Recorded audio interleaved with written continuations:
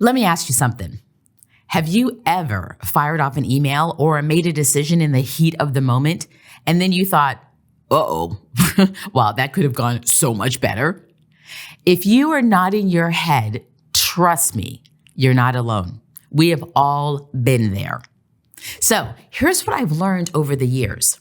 See, emotional regulation is just, it's not just about staying calm and taking deep breaths in. It's about mastering the moments that matter most, quite frankly, when the stakes are high and tensions are rising, and when your next move could set the tone for everything else that follows. So today, we're diving into emotional regulation, a skill that can literally help you navigate corporate dynamics like a pro. So whether you're dealing with a tough room, or you're trying to influence key stakeholders, or maybe you're just managing those ever-present naysayers, this episode's for you.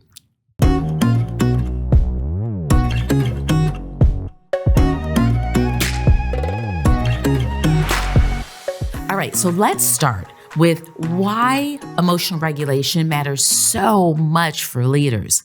Listen, y'all, when you are under pressure, your brain reacts before you even realize it. So the amygdala, which I've taught you is way back here, right?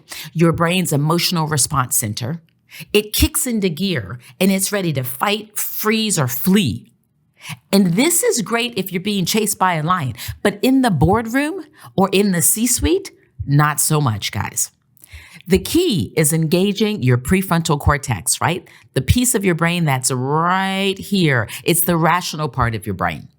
So this is where thoughtful decisions happen, right? Emotional regulation is the skill that shifts you from reacting to responding, helping you regain control in those high-stakes situations.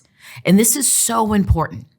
Leaders who master emotional regulation, they build trust. They inspire confidence. They create an environment where people feel safe to collaborate or to innovate or to communicate. And in the corporate world, that's everything, y'all. Literally everything.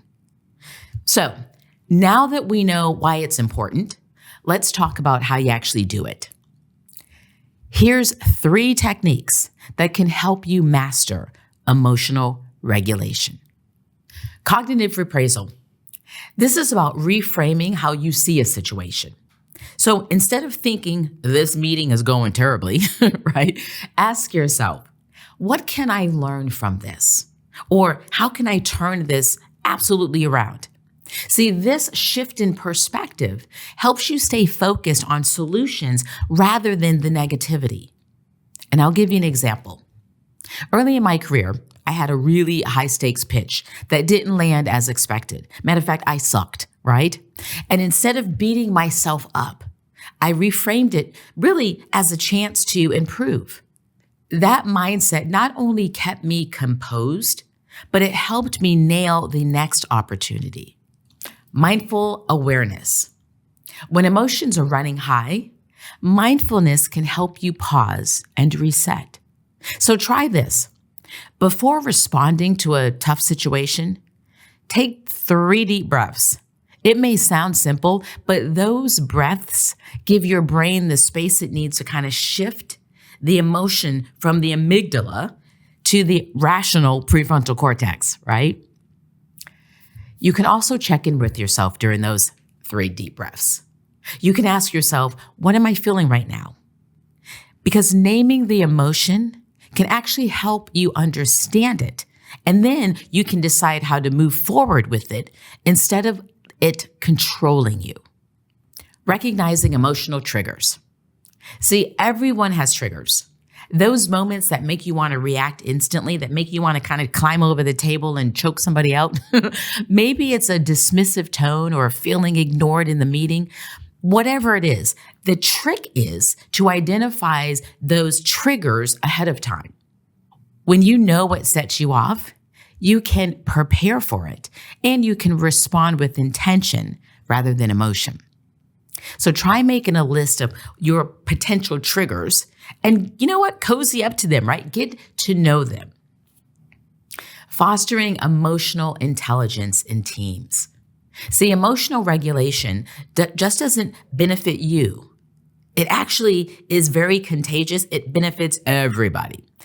So when you model it as a leader, it inspires your team to follow suit. So here's 3 ways to build emotional intelligence within your team. 1, active listening, right? Active listening isn't just about hearing words. It's really all about understanding intent, because sometimes the most powerful words said are the things that are actually not said. So when you truly listen to what your team is saying, you build trust and you encourage open communication. And this fosters collaboration and it reduces tension. And let's face it, sometimes teams can be very tense, right? It's your job as the leader to diffuse it. Training and development. If you want an emotionally intelligent team, you got to invest in their growth. See, leadership training focused on emotional intelligence helps your team understand their own triggers, right? It improves communication and it strengthens collaboration. Model behavior. Your team takes cues from you.